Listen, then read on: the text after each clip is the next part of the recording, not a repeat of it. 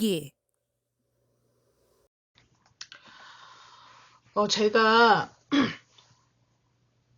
어제 그 공부하면서 찍은 영상을 보니까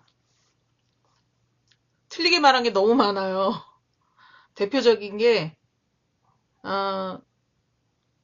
그 백제가, 삼국시대에서 백제가 천도를 하잖아요. 한성에서, 웅진에서 사비로. 근데 사비가 지금의 충남 부여군 맞아요. 익산이 아니고 부여군이에요. 익산도 물론 백제 땅이었지만, 나는 이상하다. 공주 다음에 부여로 알고 있는데 왜 익산이지? 그러니까 제가 익산을 보면서 착각을 한 것 같아요. 부여입니다.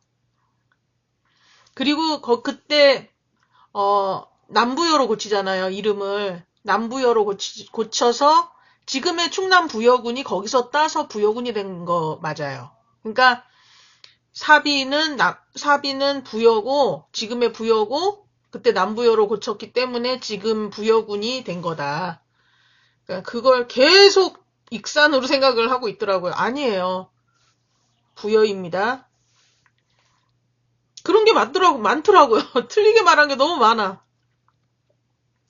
지명을 제도로 생각한다든지, 막 이런 게 되게 많더라고요. 에휴, 그러니까 공부하는 거예요. 이게, 그런 디테일이 떨어져요. 근데 1급을 따려면은 그런 디테일도 다 잡아야 되는 거죠. 근데 사실은 되게 기본적인 거였는데 착각을 했더라고요. 어찌됐든 익산도 백제 땅은 맞아요. 그러니까 익산 어쩌고저쩌고 나오면 백제 유적. 그죠? 지금 어제 눈을 비벼가면서 조선 후기까지 했잖아요. 제가 화장을 다르게 했어요. 뭐, 어제랑 오늘도 다르지만, 화장을 다르게 하면서 시대를 좀 구분을 해보자 해가지고, 개항기를 들어서면서는 이제 좀 다르게 색깔을 다르게 썼습니다. 옷을 똑같이 입었기 때문에 화장으로라도. 자, 개항기에는 바로 이분이죠. 흥선대원군 이하응. 흥선대원군이 이제 나옵니다. 흥선대원군은 그 당시 왕족은 맞아요. 왕족은 맞는데 이렇게 굉장한 실세 있는 그런 왕족은 아니었고, 제가 이렇게 어렸을 때 역사 배울 때 듣기로는 뭐라 그래야 되나, 약간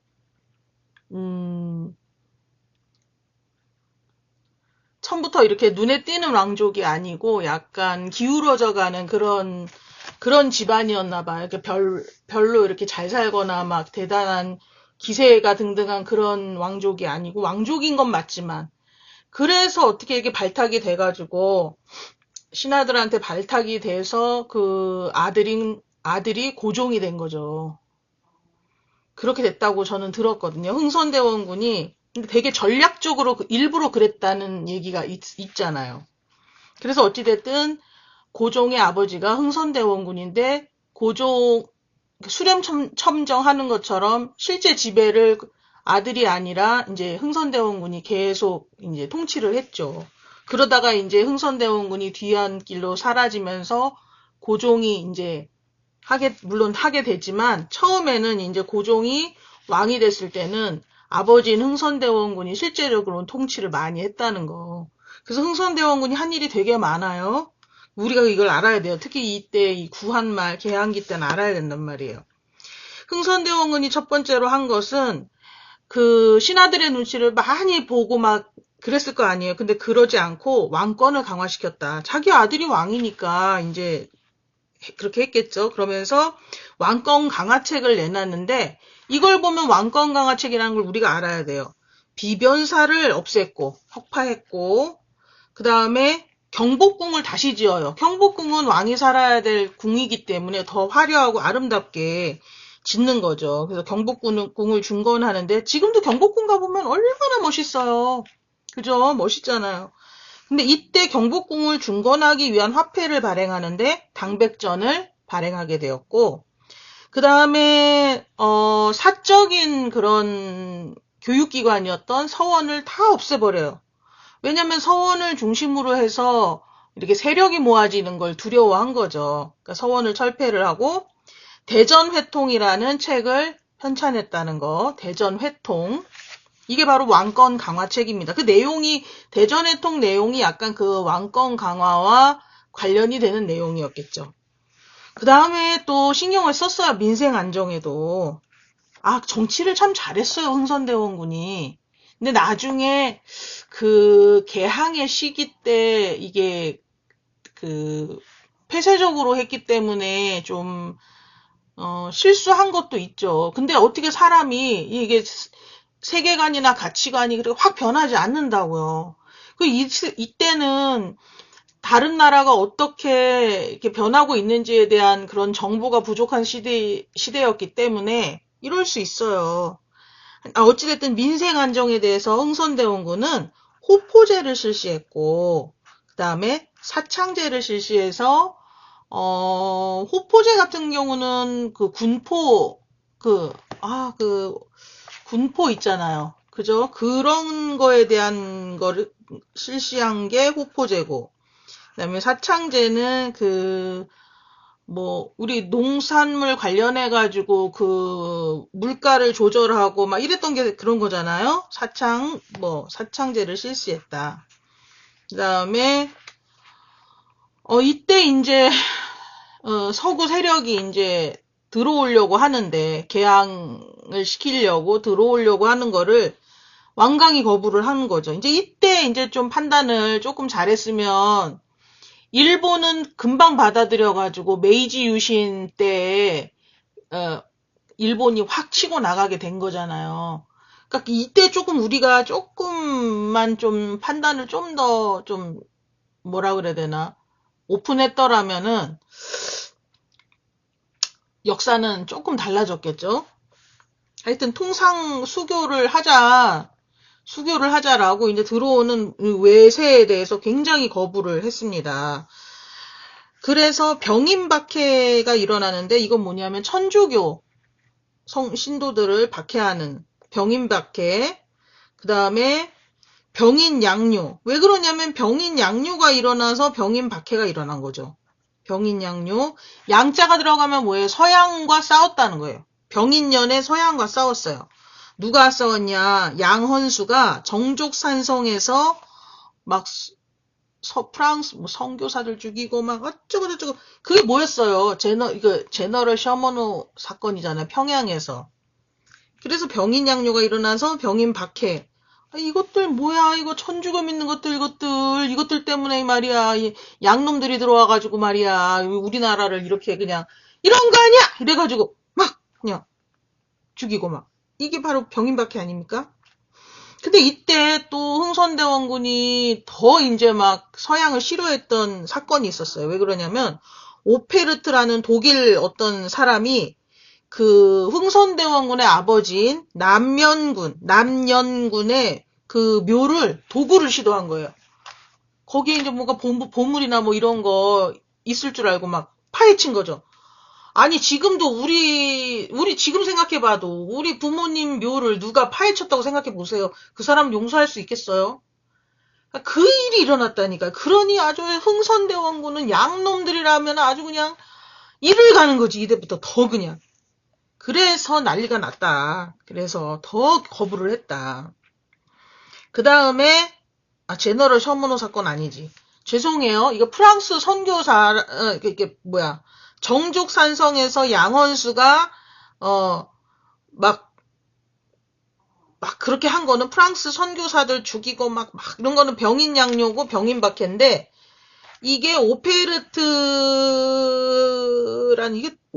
독일 남자인데 독일 남자가 막 묘를 도구를 시도하고 막 어쩌고 하여튼 그랬어.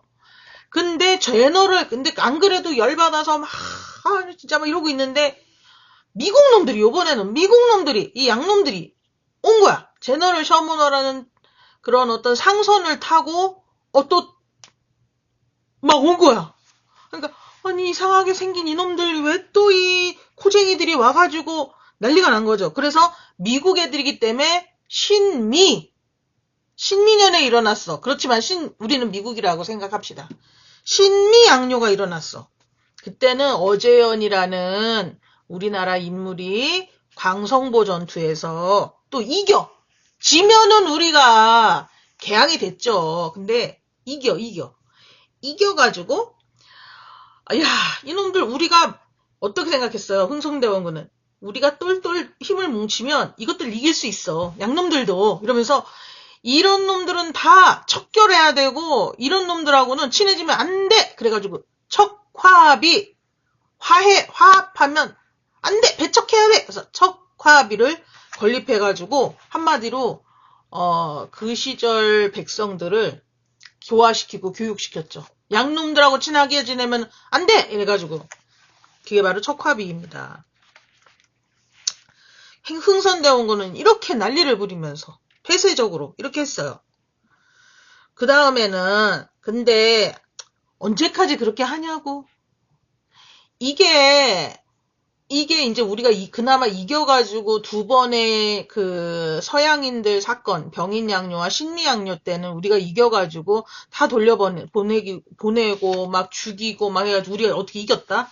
근데 그 비슷한 게 뭐냐면은 왔는데 막아낸다고 하면서 죽이면은 니네들 왜 우리 죽였어? 조약을 맺어야 되겠어. 그러면서 슬쩍 들어오는 거. 이게 사실은 이 서양의 수법인데 이 수법대로 일본은 개항을 해가지고 메이지 황제 때 유신을 이루면서 개항이 되고 개화가 된 거잖아요. 우리는 흥선대원군 때 막아내서 성공을 해가지고 더 막 그냥 이렇게 폐쇄적으로 이제 문을 막는데 그 수법 그대로 일본 애들이 무슨 운요호 사건을 일으켜요. 상선을 가지고 왔어. 그러니까 군함이 아니죠. 상선을 가지고 와서 슬쩍 하는 거야. 똑같이 니네들이 당한 대로 하는 거야. 그래가지고 야, 응? 문 열어. 우리 같이 그거 통상 뭐 하자. 그러니까 우린 우리가 코쟁이도 이겼는데 니네가 뭔데 해가지고 또 난리를 부린 거지.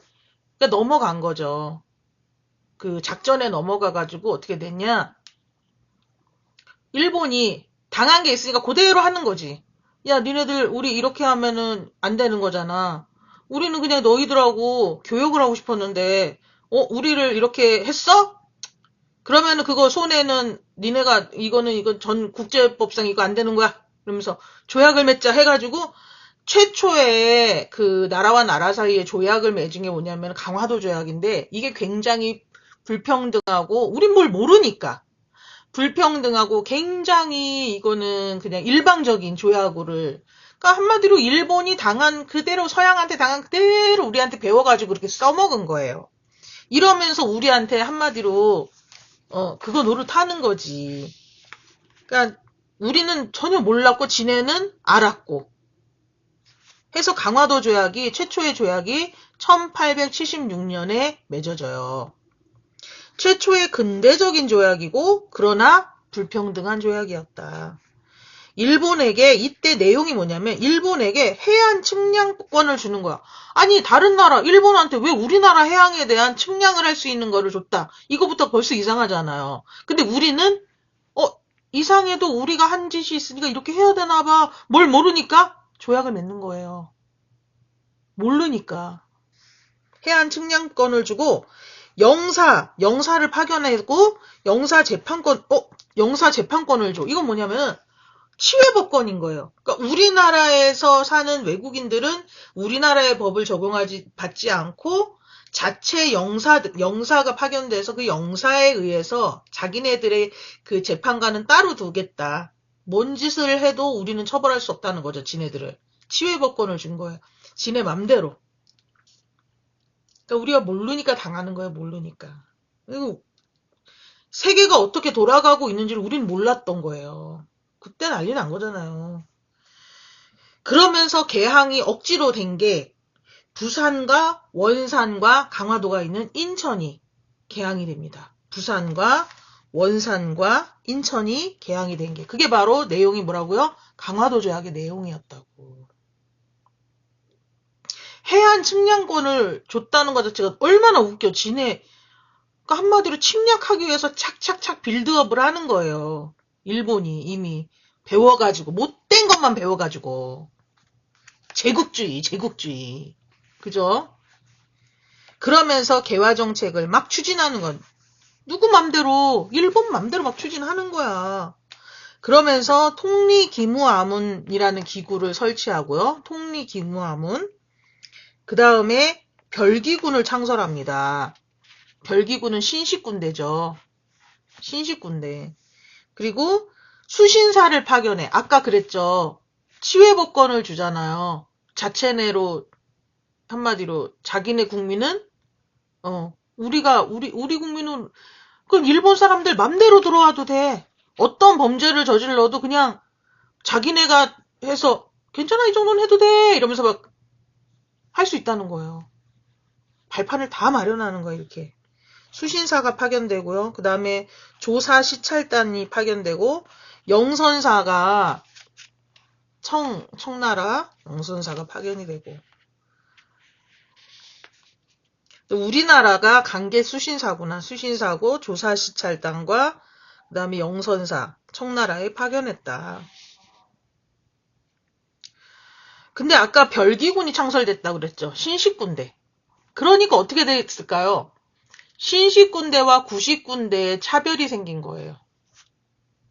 그러면은 우리 벌써 옷부터가 다르는 거야. 의복부터가 다르고 무기가 다르고. 그러니까 이 구식군대 우리 얘네들 만들어지기 전에는 자기네들이 우리는 군인 그 구식군대 군인들밖에 없으니까 항상 우리나라를 지켜내고 있다라는 어떤 자부심으로 일했을 거 아니에요. 힘들어도. 근데 뭐 별기군이라는 어떤 똥별난 부대가 생기면서 되게 멋있는 제복 입고 모자 쓰고 무기도 신식 자기네랑 비교할 수 없는 총 들고 있고 차별까지 받고 월급도 틀리고 주는 쌀도 다르고 막 이렇게 되니까 어떻게 됐겠어요. 90군대 군인들은 막 끌어오르기 시작했겠죠. 근데 그게 끌어오르는 그 분노가 팡 터진 게 뭐예요? 임오군란. 임오년에 일어난 군인들의 난이다. 그래서 임오군란. 임오년은 1882년이다. 군인들이 봉기한 사건이죠. 근데 임오군란 때문에 누가 들어오냐? 한반도에 청나라가 들어오는 거예요. 청나라가 안 그래도 뭔가 계기가 뭔가가 이제 있어야지 저거 일본 애들이 갑자기 들어와가지고, 조선을 일본 사람들화 시키고 막 이상한 짓을 해, 일본 애들이. 이게 뭐야? 조선은 우리 애들인데 왜 우리가 먹어야 되는데 쟤네가 왜 저렇게 설치고 있지? 근데 계기가 없는 거야. 계기가 없었는데, 군인들이 인을 냈네. 그러면서 자기네들이 진압을 해주겠다고 청군이 들어와요. 갑자기 청나라 군대가 들어와. 그러니까 청나라가 갑자기 일본이 들어와서 이제 설치는 걸 보면서 막 이제 준비를 한 거죠. 그래서 쟤네들한테 내줄 수 없어. 조선은 대대로 우리 거였어. 막 이러면서 임오군란을 계기로 청군이 들어오기 시작한 거예요. 그러니까 어떻게 됐겠어요? 조청, 상민, 수륙, 무역을 잠정 체결했다. 조선과 청나라가 서로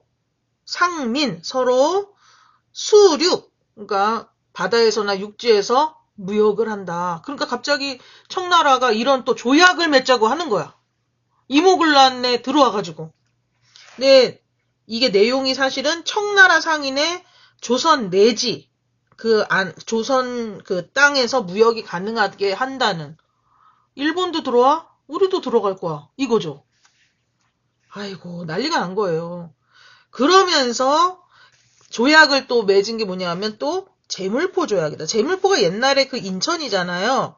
제물포 조약이 체결했는데 이건 뭐냐면 일본은 조약을 맺으면서 굉장히 합법적으로 뭔가 하는 것처럼 하는 거죠. 왜? 서양 애들한테 그렇게 배운 거야. 그대로 하는 거예요.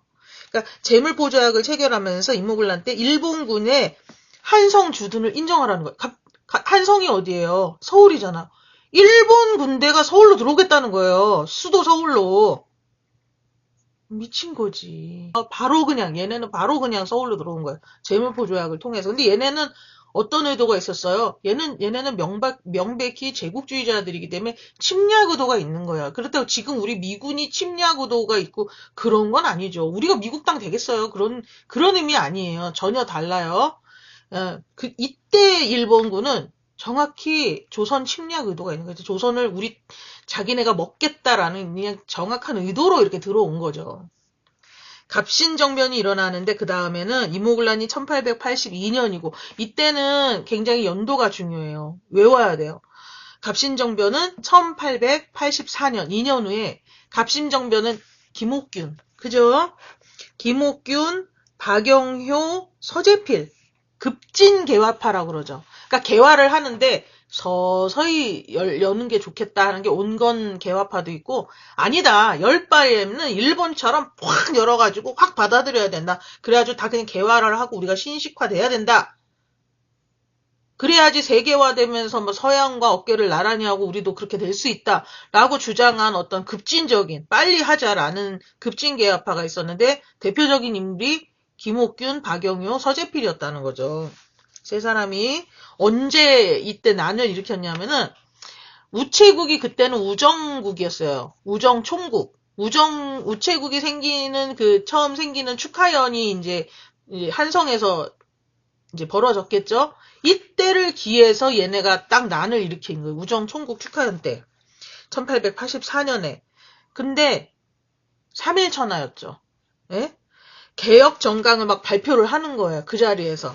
한마디로 파티장에서 난입해가지고 이렇게 했다고 상상을 하면 돼요. 개혁 정강 뭐냐면은 문벌을 폐지하라.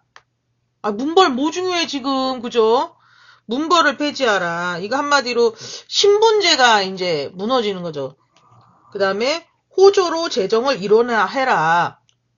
호조로. 그 다음에 어떻게 됐어요? 이걸 진압을 한 게 바로 청나라 군대예요. 청군이 진압하면서 3.1천하로 끝난다. 근데 굉장히 어떻게 보면은 상징적인 사건이죠. 이게 개화를 주장하는 이런 청년들이 이렇게 딱 일으키니까 어땠겠어요? 이런 세력이 우리나라에도 있고, 그 다음에 진짜 한 번쯤 더 생각했을 거 아니에요. 개화에 대해서.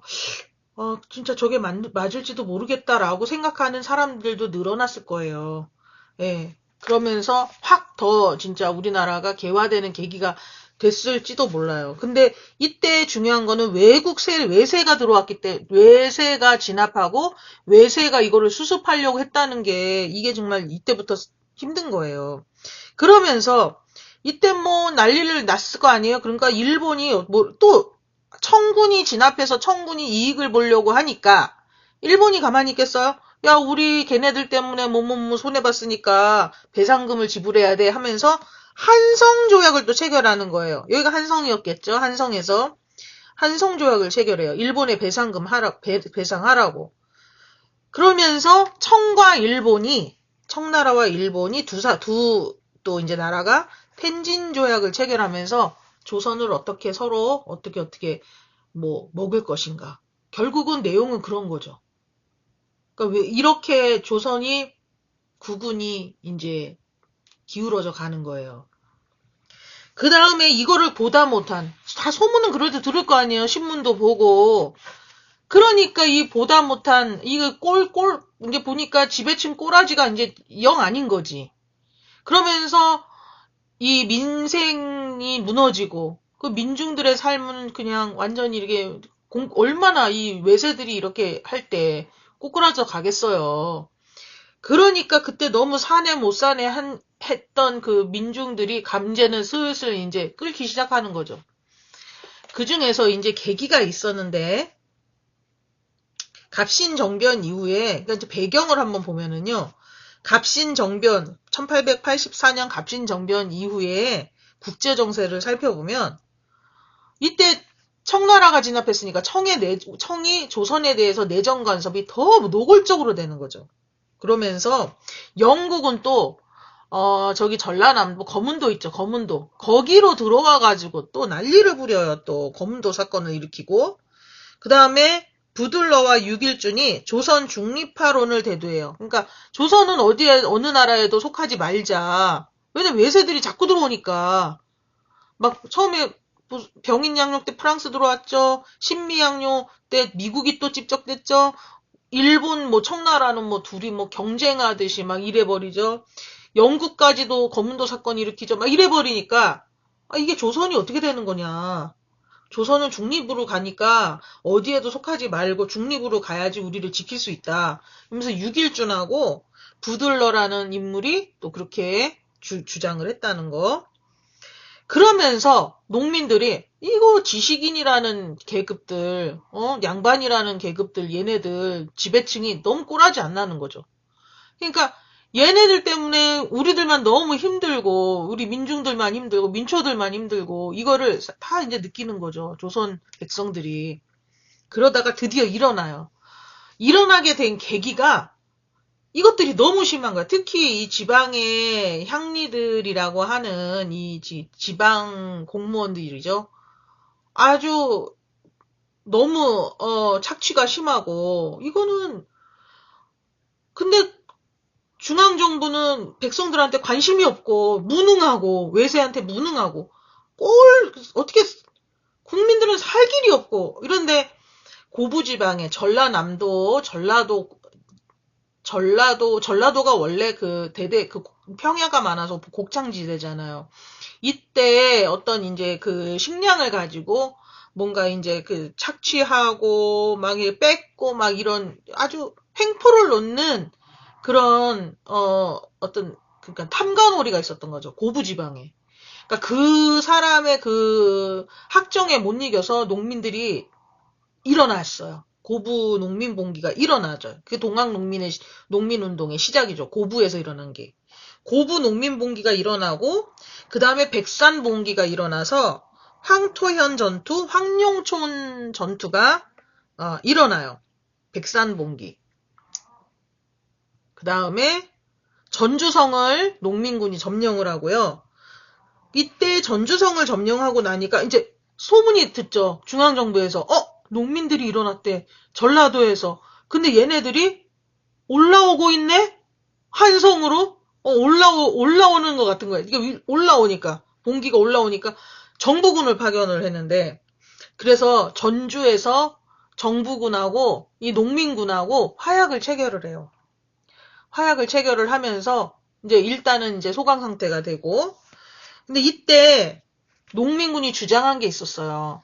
그게 패정개혁안에 있어요. 패정개혁안.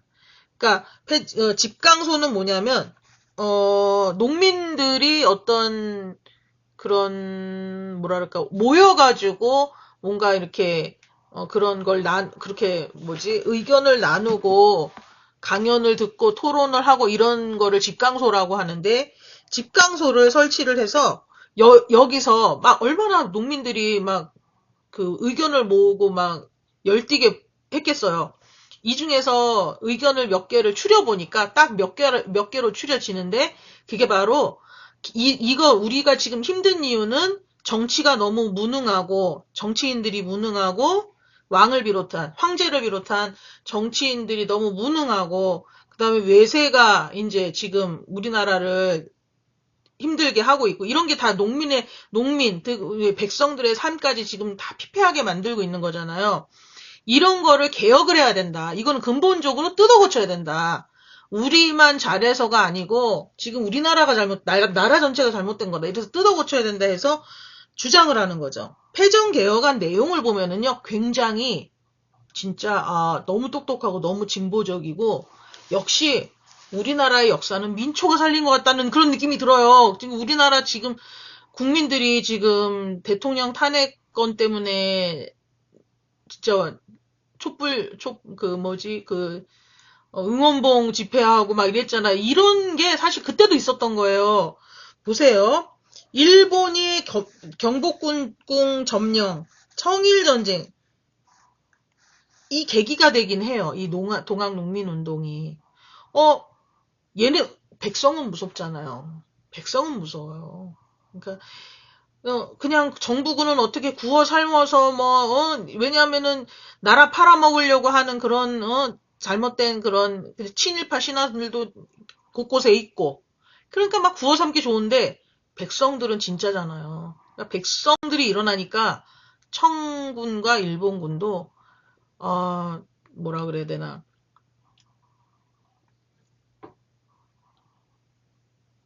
온 힘을 다하는 거죠. 예, 그래서 온 힘을 다해서 막은 거죠. 일본의 경복궁을 점령하는 계기가 돼요. 얘네들이 한성으로 올라오게 되면은 니네들 우리가 보호해줘야 될 거 아니야. 이러면서 경복궁 왕 있는 대로까지 막 들어가는 거예요. 보호를 말이 보호지. 위협하는 거죠, 막 일본 애들이 경복궁 마당까지 막 들어가는 거예요. 그리고 막 그러고 나니 그 꼴 누가 못 봐요? 청이 또 못 보잖아. 그래서 청일전쟁이 어떻게 보면 계기가 된 게 동학농민운동이에요. 그래서 청일전쟁이 일어나고 막 이렇게 그냥 잠잠히 살고 싶었어. 아니, 뭐, 농민들, 그 다음에 백성들이라고 조용히 살고 싶지 않았겠어요? 자기 삶을 일구고 싶지. 그죠? 누가 이렇게 싸우고 봉기하고 이러고 싶겠어. 자기 목숨이 얼마나 하나밖에 없는 목숨인데. 근데 왜 그렇게 했을까요? 자기 후대의 삶은 달라야 되잖아요. 그게 일어난 거지. 민중의 봉기가 그래서 무서워요. 그죠? 그래서 막 그냥 그때 나타난 사람 뭐 누구예요? 전봉준 이런 사람들이잖아요. 그죠? 지도자로. 그 녹두장군 전봉준. 그죠? 그래서 최후의 전투가 어디에서 저 꺾여가지고 저게 됐어요? 우금치죠. 우금치가 공주에 있을걸요? 공주시. 제가 알기로는 그래요. 공주 아니면 논산이에요. 우금치가. 충남 논산 아니면 공주라고. 잠깐만요. 난 또 이게 궁금하니까